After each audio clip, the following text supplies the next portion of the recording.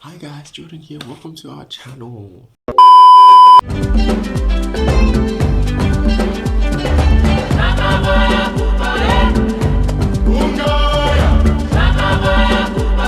Hey guys, welcome to our Mama Africa podcast YouTube channel, season 2, episode 1, where we speak to the cast of the Toyin Falala interviews about our conversation with former Ghanaian President John Kufuor. If you want to watch the full conversation, you can find it on their YouTube channel. But this episode is all about the questions that we got to ask him, and yeah, we just talk about it really. But yeah, switch on notifications, follow, subscribe, tell a friend, tell a friend. But yeah, you're going to enjoy this one for sure. Thank you. Welcome, everybody.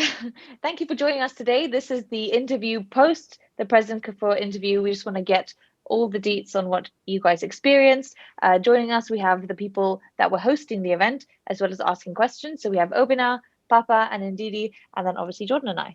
So our very first question is, since you're all quite heavily involved, how was it to actually be speaking to a former president? That was very, very surreal. Um, like I remember calling my parents about it, and I think my parents were even more excited than I was.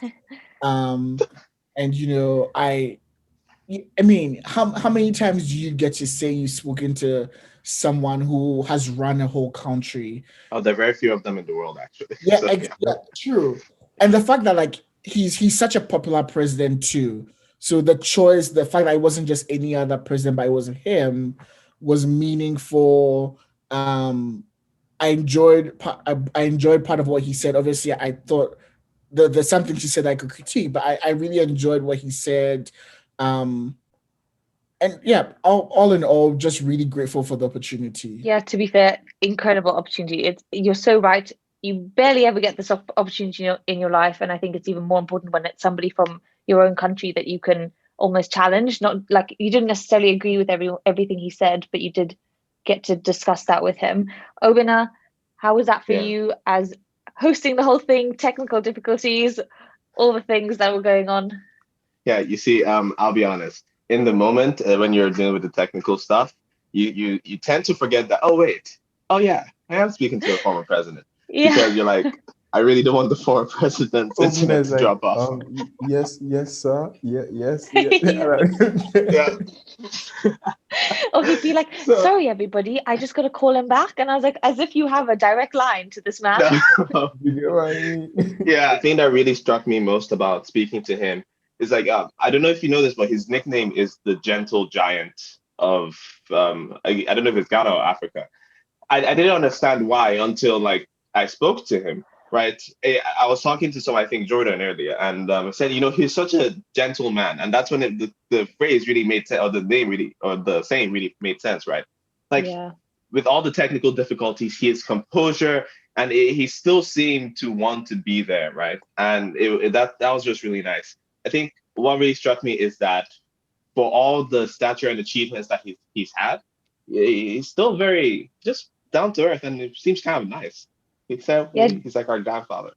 Jordan Yeah, and I were saying earlier that like it literally was like he was an uncle. Like he was like, can you hear Yeah. me? And like all the, it was just so, he was really nice actually. And especially to watch back, it was really good. And Didi, what did you think? And you asked quite a big question, in my opinion, at the end. It was really good. Like everybody has said, I think he was such a gentleman, and his team was like very patient, and very gracious about the whole thing. So it was really good to that. Like, I feel like that it was really good that that was the first one. And even like the panelists and stuff, the professors, they were so like gracious, and like they knew that we had taken so much time, so like they didn't ask all the questions they wanted to ask, and nobody was like imposing or anything. So it was just really nice. This whole question thing is really funny because I always make sure to say I'm asking a question from the audience, and then people will message me after and be like, wow, I loved your question. And I was like, that was not my question. So I don't own that. yeah, I just have to roll with it now because people are like, that was a really good question, and like people Indeed, have you're the thumbs up. audience. You're the audience. Yeah. Sorry. The voice of the It's people. personified. Yeah, like I said, this is from the audience. And people are like, wow, she's so But yeah, it was really good. Normal people already struggle with poor internet connection, and he was so patient. You see You Diana know, and I with poor internet connection. My laptop is on the other side of the room. If I have poor internet connection, I'm throwing it. I'm messaging Jordan like, I hate this. This is supposed to be a first world country. What kind of internet is this? And then I was like, you know what? Like, I'm in the same boat as a former president of Ghana, so I think I'm just gonna chill now. Exactly, you we're know, all here. it's very funny. I before this interview, I watched another like impromptu interview with him. This YouTuber, I think his name is Wode Maya. Also, very cool guy from what I've seen. I love his videos. Um, but Sonny took him on a surprise visit to go see the president, right? And I think the reason why he has poor internet connection is because he's in the middle of nowhere. He's So actually living yeah, his best life right it, now it in really is. one Yeah. side of Ghana, avoiding the rest of us and living a good life. So I As a envy. Ghanaian, I didn't know how to feel about it though. I felt like I understood like the fact that he was living in a secluded place, but I was like, no, like come on, like good one. Papa was so embarrassed. I was like, I was Papa was like, "This is not the Ghana I know. This is not my Ghana, not my Ghana." But I don't think anybody would hold it against Ghana because the other professors were also in Ghana and their internet was perfect. So I think it was the lady that was in Ghana for Yeah, Yeah, sure. and her because she internet said was I'm in Accra also. Yeah, yeah. And yeah. so, yeah, I mean, she proved that Ghana in Accra Exactly. specifically Even has good internet. President Yeah. Kufuor couldn't believe it because she was like, "No, I'm in Ghana with you." He Hey, was like, "Oh." same internet? Oh wow. Okay, guys. Could you send me your modem, please? Yeah, send me your provider. Let's get some Yeah. switches going. Yeah. Yeah. At different points of the conversation, he mentioned different levels of investment. So at the beginning, um, he specifically said that how are we as Ghana with all our natural wealth? How do we have so much poverty in the country? How do we have a lack of resources when we are like the source of all resources, basically, is what he was saying. And I also heard him saying that when he took over as president to get rid of all the debt that had accumulated, he really put a lot of focus on encouraging the private sector to develop. But then further down the conversation, obviously, over time, they developed the public sector. But then he brought it back that he had a preference for foreign investment and was really actively seeking foreign investment. What did you kind of think about that? To jump between preferring the private sector, then going to foreign investment, but then indeed at the end, the audience question was about Chinese investment, and he kind of said, "Don't be afraid of China," but then had said about when they had independence that the British colony still continued to own Ghana because it continued to own the resources. So, just in general, what are your thoughts surrounding that question? I don't think those 2 points necessarily contradict each other. Because, for example, right now, so I don't know that you guys know, but Volkswagen and Toyota have set up factories in Ghana and have started producing their cars in Ghana with Ghanaian employees. And that's actually considered foreign direct investment. So it's not they're not giving us money, but the fact that they have located their company in Ghana and are producing cars in Ghana, they Up are their added to the they're economy. Yeah. contributing to the economy that way. So I don't know whether Yeah, he of was course, job provisions, yeah infrastructure, all of that. It does add up. Yeah. yeah. So maybe I don't I think maybe that's what he was talking about in terms of Mm, we need the private sector to pair up with foreign direct investment because Toyota and Volkswagen being Ghana, those are private. That's a private sector initiative. mm. So it's possible for those two things to be aligned. Actually, the way that he projected it, obviously, it made sense when he said that I had to prioritize the private sector to get rid of all this debt. I had to do that. And Jordan and I started this conversation about what politicians do we might not necessarily agree with, but in some Yeah. cases, they do the best with what they have available to them, even if it'll catch quite a lot of criticism, I think. Yeah, and You Um, know. Obina spoke about this, even though he was quoting the president while the president was talking. Um, Yeah. but it was an important point because when the president was speaking about how when he first got into power, he basically took Ghana out of a lot of debt, and at the same mm, time, a very notable leader in Ghana was assassinated, and he had to deal with those two things. And as an onlooker in the community, you just see like a president, especially in Africa, you're like, this guy's not doing anything. This is not working and stuff like that, but you don't know what their perspective is. So how did you feel about when he spoke about that, those two particular instances, like seeing leadership from that point of view? So one thing I noted about President Kufuor is that when he's answering a question, he always tells a story first, and then he wraps he tells a story, and you're like, where's the story going? And then he just kind of like brings it back in, and that's always interesting for me. So, uh, like Jordan said, I was quoting the president that he was talking. Will not do that again. But I think the summary I gave at the end of it was kind of my understanding of it, right? Like the first thing is that leadership, I feel like is just hard. And I feel like a lot of people don't really actually know what it's like to be a political leader, especially, or a president, right? Um, and it's kind of like you're juggling three things simultaneously: your short-term mission with your long-term vision, with some other crisis that's just going to be thrown in there for the mix to add some flavor. I think it was a very nice way of putting it, right? Like I'm happy that he said it that way, right? It really demonstrated this stuff. And also, if I may, on what do you guys think, right? Because for what I agree with Papa, like it's those two things are not separate, right? Private sector and foreign investment are not necessarily like mutually exclusive. Sometimes the private sector is foreign investment. But when you're in a developing country, where do you get the resources, not only funds, resources that you need to develop? It's kind of like I don't know if you've heard of the African brain drain, but you most likely have. You send all your citizens. That was our second question, Obina. You're going Yeah, ahead of stop us. jumping Come the on. gun. You're jumping it. Okay. So like the brain drain, right?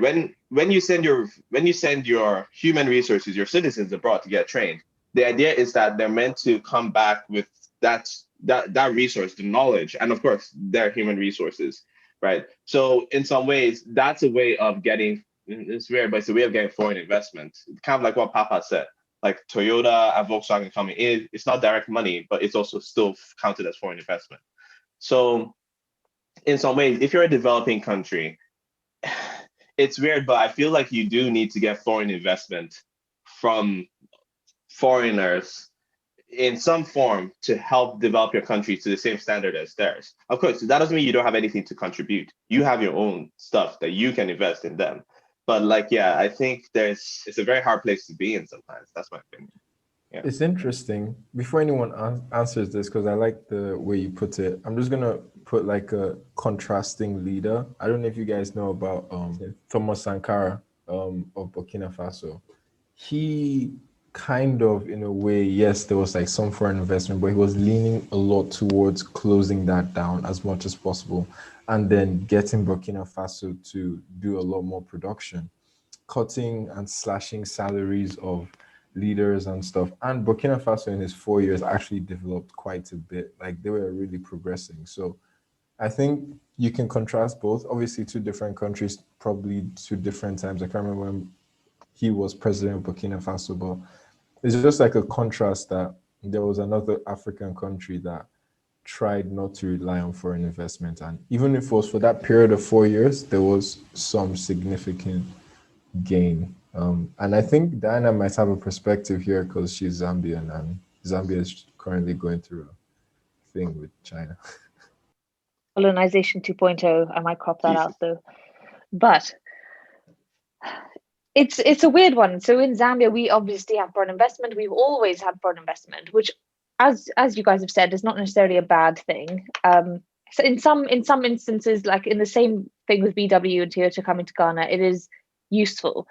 Job creation, money being injected into the economy, it keeps things going a little bit.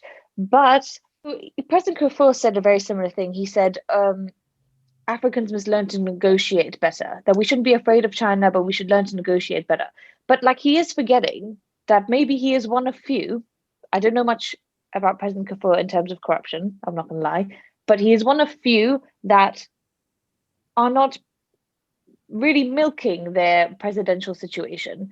And in some instances, like in Zambia, we have people that are in power that are taking foreign investment, but half of that investment will first go in their pockets. They'll hand out work permits and passports to foreign investors and then kind of just be done with it.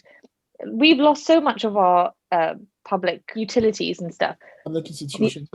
Yeah, so our electricity has been taken over, our water purification companies have been taken over.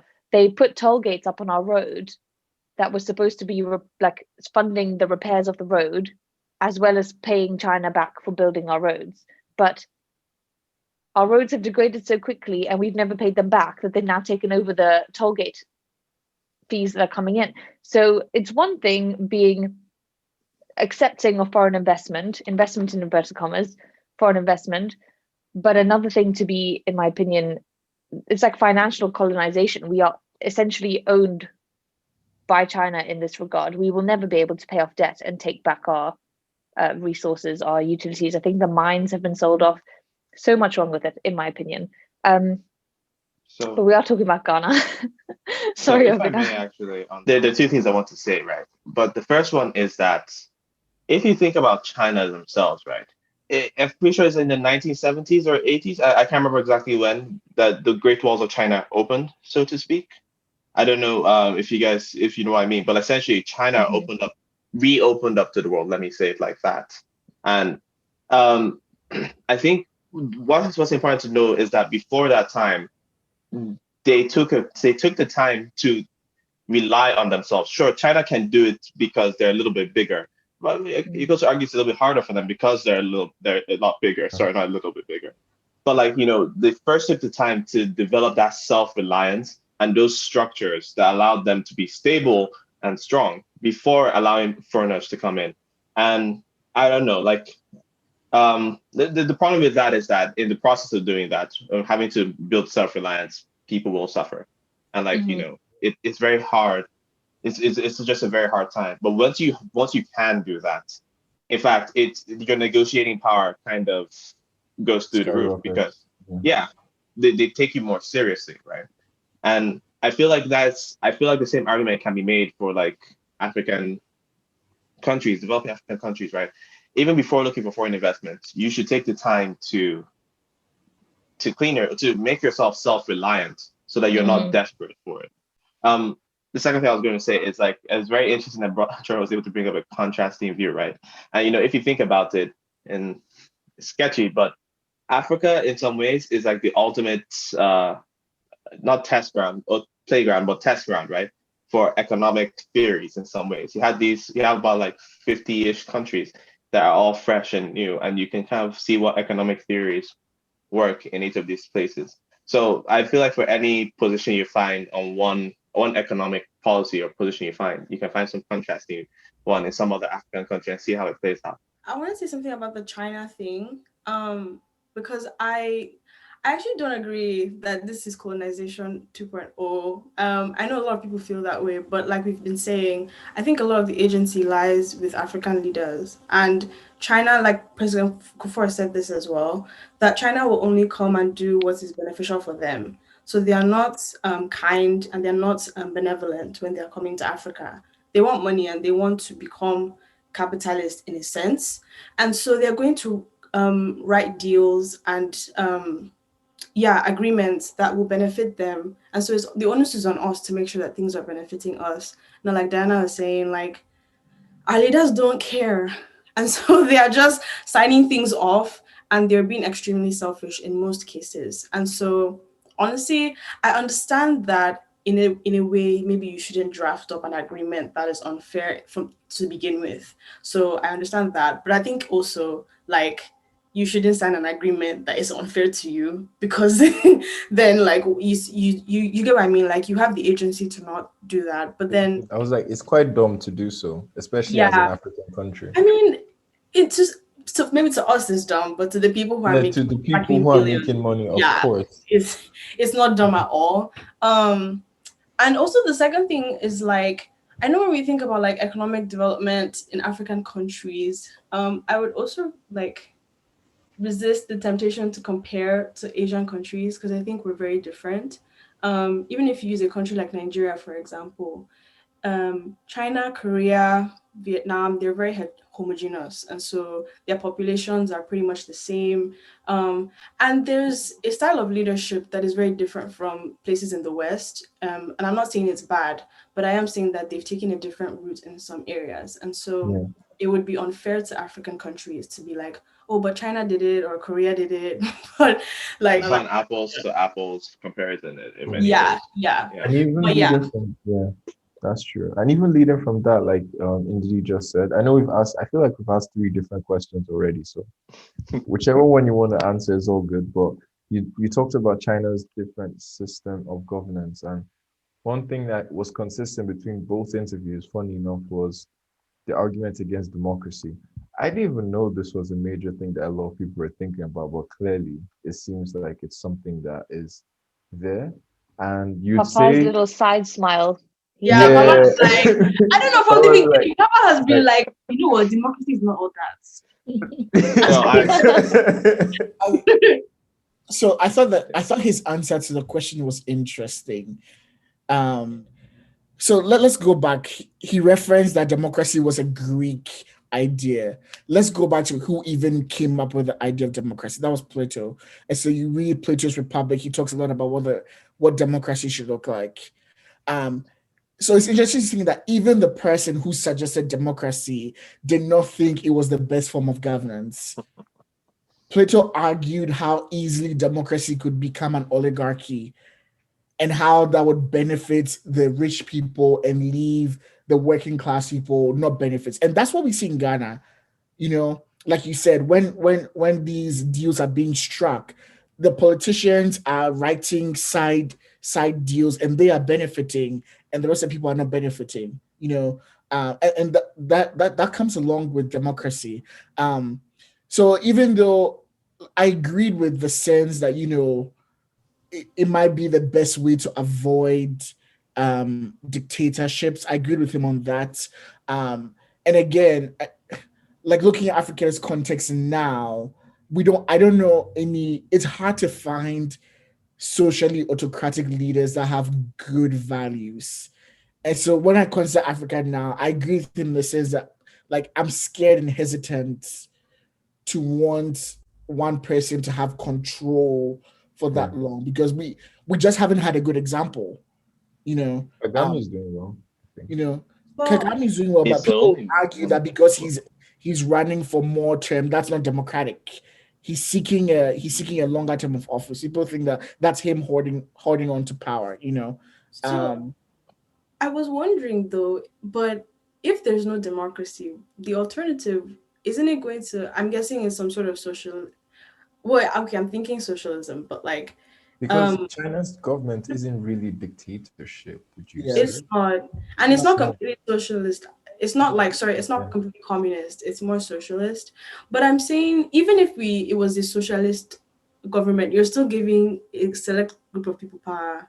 There's no democracy that exists today. We all have like republics because like we see, that's elect. what I was going to say. Like, So yes. the democracy means that every time like I don't know, a representative wants to make a decision, everybody has to go to the marketplace and like decide. So yeah, that's just like a random thing. So I think that's a very important distinction to make, right? If you look at the exact wording, we actually said the Western style of, I believe, democratic institutions, right? Not necessarily, the question wasn't actually about democracy, right? It was actually about democratic institutions. Democratic institutions are things like having a democratic republic. And it's important to remember, it's important to differentiate them because a democracy, demos, people, crazy, if I'm right, power, right? Giving people, I'm not sure if that's the right way to break it up, right? But like people power, so to speak. And democracy is just that like the people have a vote in it. What most of us really practice is a democratic republic, and a republic is a place where you have people representing you, right? And you vote the people who represent you, and then they vote on your behalf. So democratic republics are of course, prone to the kind of issues that we see today. Because when you have when you have one person that singularly represents the view to 1,000, it concentrates a lot of power in them, right? But I like going back to his answer to the question. The reason why I say democratic republic, I mean, the question was specific about democratic institutions. Because now, if you go to somewhere like President Kagame, right, and you say like, he's not democratic because he's running for a third term. If you think of what democracy is, it is democratic because as long as people are voting for it, and as long as people actually want him, that's the important part, I think. As long as people are actually voting for it, then it is what the people want, or at least what the majority of the people want, which is its own problems in some ways.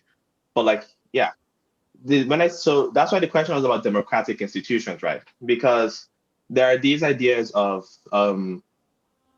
term limits or of like short terms and stuff like that. And it varies for each country, right? For America, like 4 years, switching out every 4 years might actually work very well. But if you have a longer term, if you have a developing economy, right, and that needs long term, or you need stability for the short term, right? Switching out consistently could be a problem. But at the same time, not having term limits and having long terms leads into situations where you have presidents who essentially presidents for life, right? You have situations where you've known only one president for your entire childhood or your entire lifetime. And you see, it's a very hard problem because in some ways, if you experiment, you can't really experiment with it properly because if you experiment and it goes Yeah, south, it goes yeah, south. it's good. It's really bad. And Yeah. it's interesting you say that because Diana and I actually made, I like that you made the distinction because we had a podcast about land politics. It's not very similar, Hmm. but it was kind of like, let's say, when in the West or another developed state, when they use violence, they use it in a certain context. When, let's say, people in Africa or something use violence, let's say, to actually like take back what was theirs, it's used in a more like animalistic, this is terrorism type of context, right? And then when you like distinguish the whole thing with the Democratic Republic and all and the term system, I kind of see where people are coming from now. Because for instance, in Nigeria, we have that issue like, let's say, President Obasanjo did a good job. You could say he did, when I say good job, I mean like he brought a lot of like industrialization and stuff. But then you see the next president come and it's just like completely different. You see another president come is completely different. It's like we're going around in circles. And arguably, and I found it interesting. He said this when he was talking. He said when he was fighting the debts for Ghana, he said when he cleared it, it moved Ghana up to The middle is a middle class.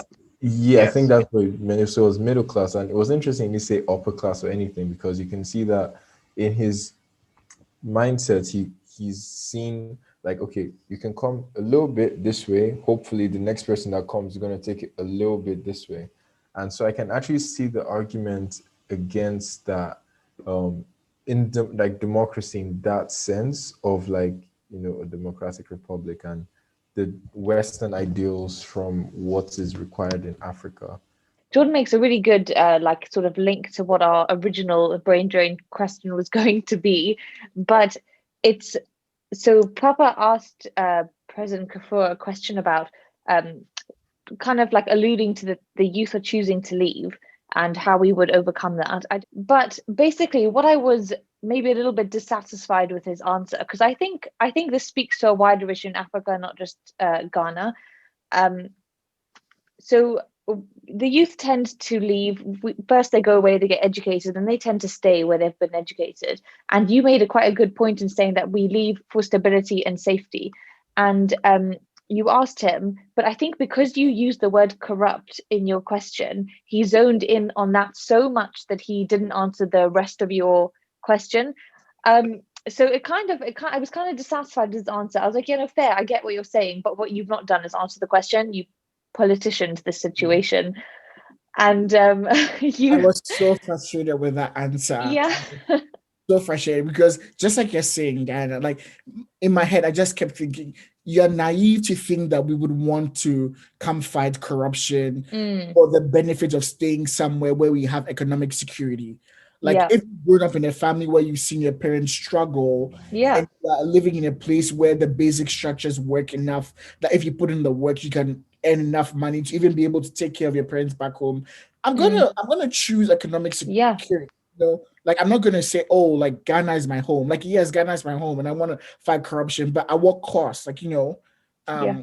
I thought that was very naive. That'd be the major critique I have from him. I thought that was naive. But like you're saying, maybe he just zoned in on corruption. Well, maybe But not also, maybe not naive, but like idealistic in some ways. yes, Yeah, yeah. yeah. But Yeah, also, because we can't all be freedom fighters, you know. Also, that's why I was a bit like, you want everybody to come home, and like that's not going to fix our issues, because we had Jordan and I had an episode speaking about Kenya.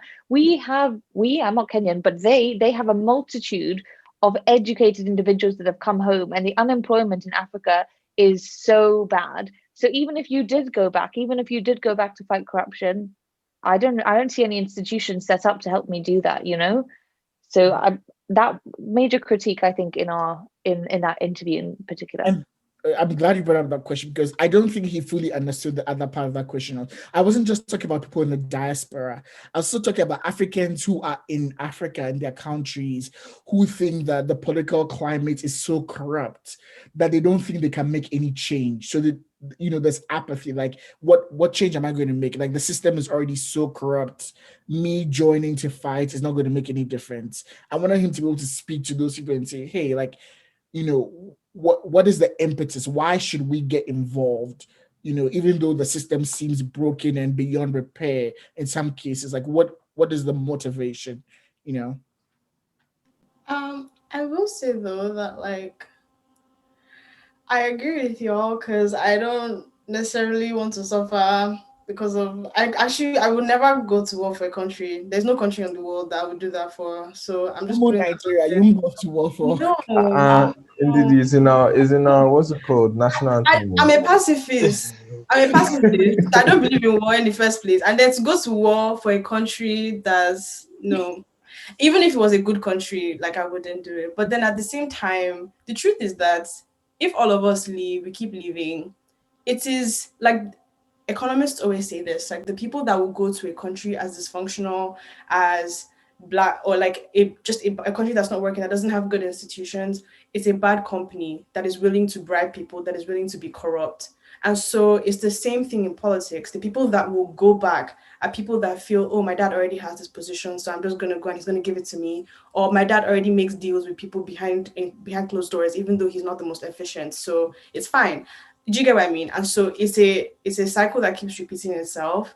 And so I understand the conversation because in Nigeria on Twitter as well, there's a lot of conversations and people are like, you dare not open your mouth and guilt trip people for leaving the country. How can you say that when the country is this way?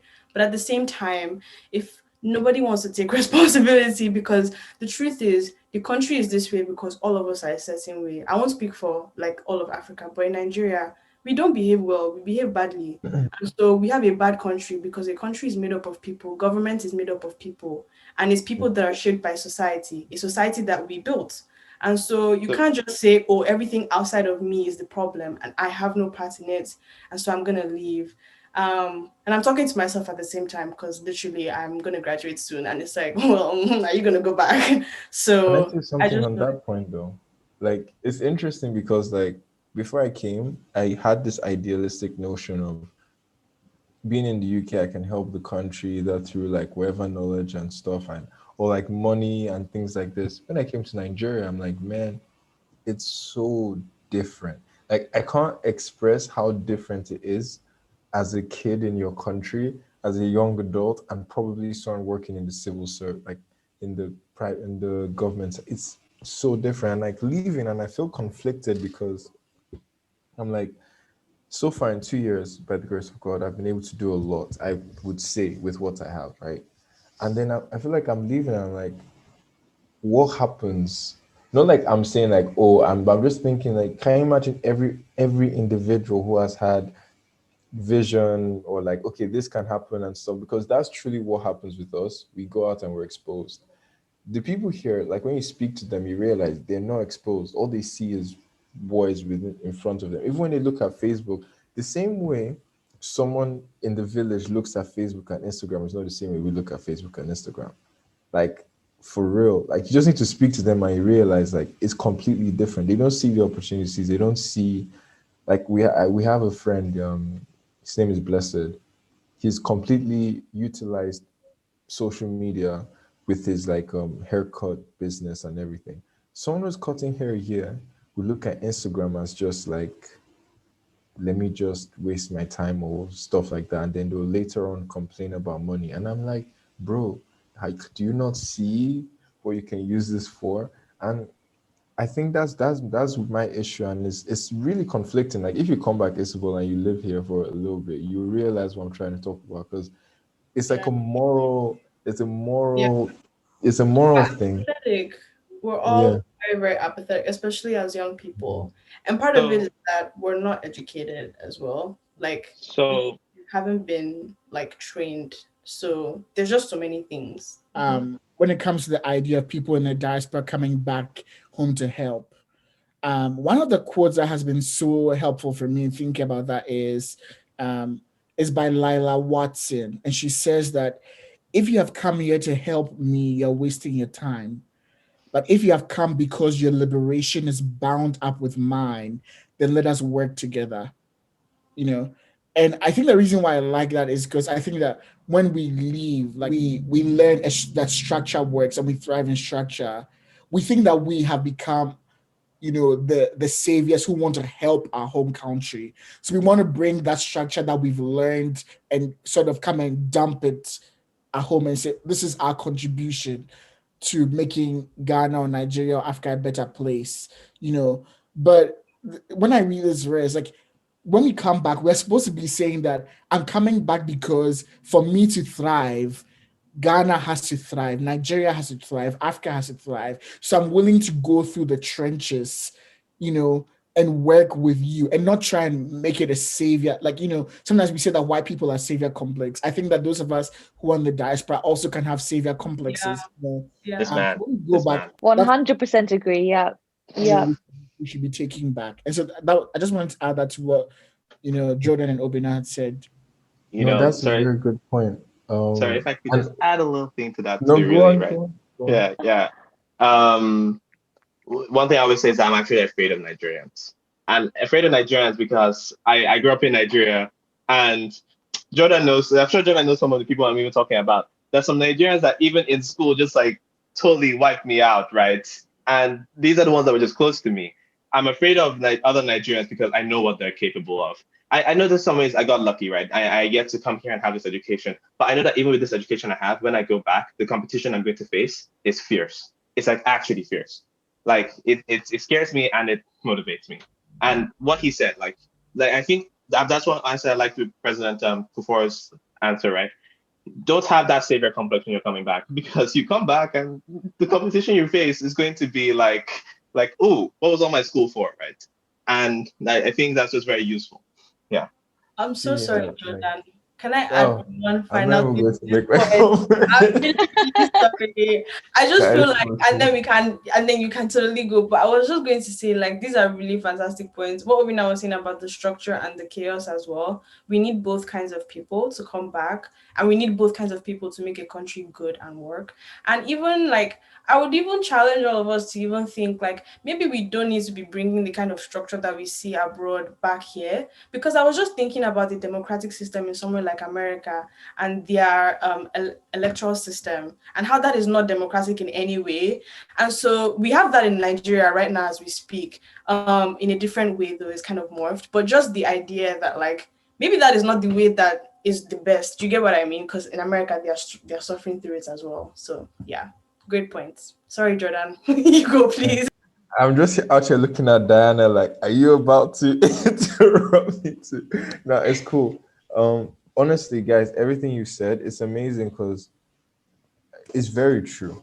Let me just say, like, it's very true. I came here, I'm like, oh yeah, I went to this and that, and this is see, if driving alone in Nigeria would make me want to have a heart attack, just like being on the road, I just want to kill everybody.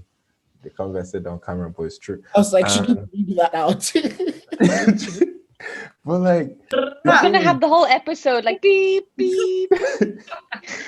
but the thing You is guys like should have one to drive in the car. It'd be fun. Oh, you should totally do Oh that. my gosh, let's do it. Carpool Mama Africa or carpool something. podcast, my wife, that would be dope. That would really come Yeah. out. We need to pin that down. We But can like, get the president. Oh God. yo, Just us chauffeuring him around. Mama taxi. Yeah. Oh man. Yo, I wish.